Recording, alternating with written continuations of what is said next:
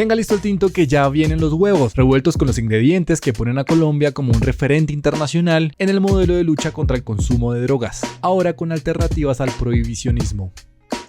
Desde la redacción de La Silla Vacía, soy Gerson Ortiz, hoy es martes 6 de mayo, Tatiana Duque está en merecidas vacaciones.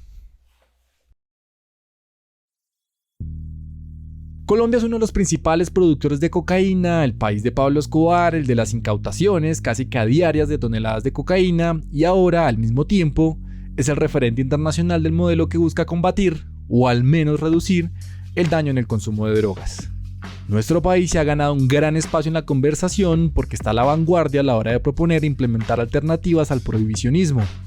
Eso gracias a una combinación de sentencias judiciales progresistas y a esfuerzos de la sociedad civil que están escalando en el concierto internacional. Al frente de esta política ha estado Laura Gil, quien justo ayer fue elegida secretaria adjunta de la Organización de Estados Americanos, OEA. Pablo Áñez es el periodista de La Silla que cubre política internacional y hace unos días estuvo en la Conferencia Internacional de Reducción de Daños. Pablo, buenos días. Buenos días, Ger, muchas gracias. Pablo, sorprende leer y escuchar que Colombia está dejando de ser reconocido como el referente en producción de cocaína para ser el referente en el modelo de reducción de daños frente al consumo de drogas. ¿Cuál es la receta que nos está moviendo a esa mirada mundial? Bueno, Ger, pues yo creo que Colombia sigue siendo una mezcla de ambos, ¿no? Como decías, seguimos siendo uno de los principales productores de cocaína en la región. Entonces hay una reputación negativa que todavía nos marca en el exterior. Pero al mismo tiempo somos un país pionero en esto que llaman la reducción de daños. Es un enfoque que consiste en reconocer que con o sin prohibiciones y castigos, la gente va a seguir consumiendo drogas. Desde las fiestas de tecno hasta las personas sin hogar que pueden estar más expuestas al consumo por su vulnerabilidad. Esto reconoce que las drogas hacen daño, pero busca, como bien dice su nombre, reducirlo.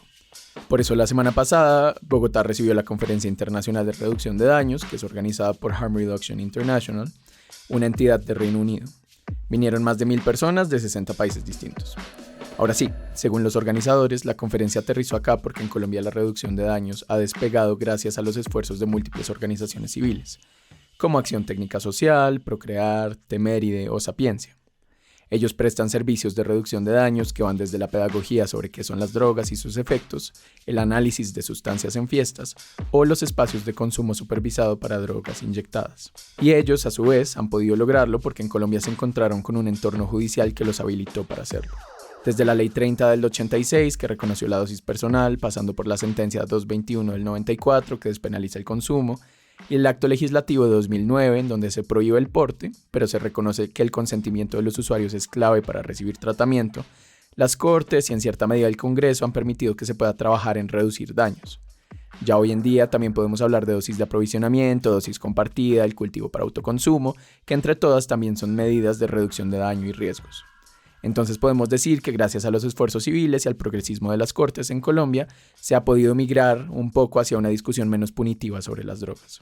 Progresismo de las Cortes, que no es un dato menor. Pablo, Colombia está llevando esta conversación a esferas internacionales, a los espacios de decisión y definición, y esa apuesta, podemos decir, está compilada en un documento que se llama Política Nacional de Drogas, que elaboró el gobierno de Gustavo Petro, y que en cierta manera prioriza la participación comunitaria y los derechos humanos sobre el enfoque punitivo de esta guerra contra las drogas. ¿Qué réditos diplomáticos y decisorios ha tenido esta cruzada que lidera Colombia a nivel internacional? Sí, pues con el gobierno Petro se ha cambiado aún más el enfoque, como bien dices. La Política Nacional de Drogas quiso romper con la narrativa de la guerra contra las drogas que lleva siendo transversal a Colombia por muchos años, pero hasta ahora ha tenido más réditos internacionales que nacionales. El presidente mandó a la embajadora Laura Gil a reformar el régimen de drogas en la Comisión de Estupefacientes de la ONU, en Viena. Ese es el órgano que decide qué políticas internacionales implementar y cómo financiarlas. Allí Colombia tuvo 2 éxitos. El primero, el año pasado, es que armó una coalición de 63 países y sacó adelante una resolución para incluir la reducción de daños en las políticas de drogas de la Oficina de la ONU contra las drogas y el delito. El segundo fue este año, en marzo, que logró aprobar otra resolución que creará un panel independiente que cuestione el régimen actual contra las drogas y ofrezca recomendaciones en el marco de las convenciones vigentes, que no se han modificado en décadas. Son buenas noticias para Colombia porque demuestra que sí podemos hacer incidencia internacional en estos temas, más allá de los castigos por sembrar o por consumir coca. Del famoso prohibicionismo.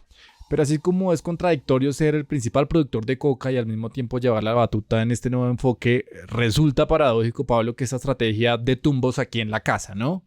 Porque, digámoslo, más allá de las políticas nacionales, al Congreso le ha costado entrar en esa onda antiprohibicionista. Claro, es que a nivel local es mucho más complicado, porque no se trata solo de aprobar resoluciones, sino de implementar políticas con presupuestos establecidos en el largo plazo. Colombia es un país particular porque no tiene un problema de consumo de drogas, aunque lo hay, sino de producción de drogas.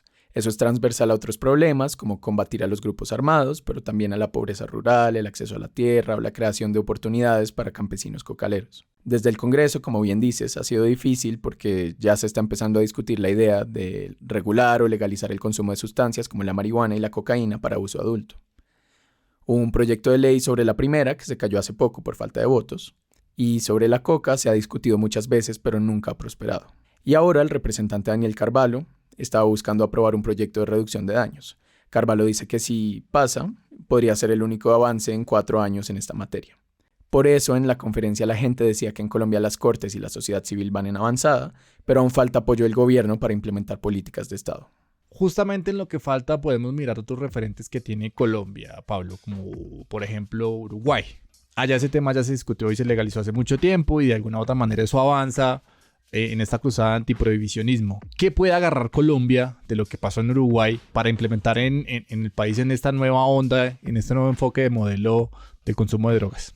Bueno, justo en la conferencia asistí a una charla muy interesante sobre esto. Escuché a la activista Florencia Lemos, que contaba que desde que Uruguay legalizó la marihuana en 2014, los resultados en su mayoría han sido positivos. Las compras en el mercado ilegal pasaron del 60% al 7% en 10 años. Los jóvenes pasaron de probar la marihuana a los 18 a los 21 años en promedio. Y el consumo general se estabilizó alrededor del 33% de los uruguayos, que es más o menos lo mismo que ya venía haciendo.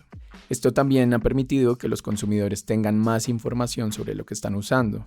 Y es una buena medida para evitar que compren sustancias adulteradas en el mercado ilegal, es decir, en la calle. En últimas, de eso trata la reducción de daños. Y es que la misma embajadora Gil me lo decía, que pensar en un mundo sin drogas es una utopía. Dice también que la guerra contra las drogas falló y no ha producido los resultados esperados. Y según ella, lo mejor que se puede hacer es reducir los daños para quienes consuman, porque no se van a ir a ningún lado. Es como ponerse el cinturón de seguridad cuando uno maneja el carro. Y ahora Gil va a tener un gran rol diplomático que le puede ayudar en esta cruzada antiprohibicionista. Gracias, Pablo, por pasar por acá. Gracias, Gerson, por invitarme. Y arranca el día con estas movidas.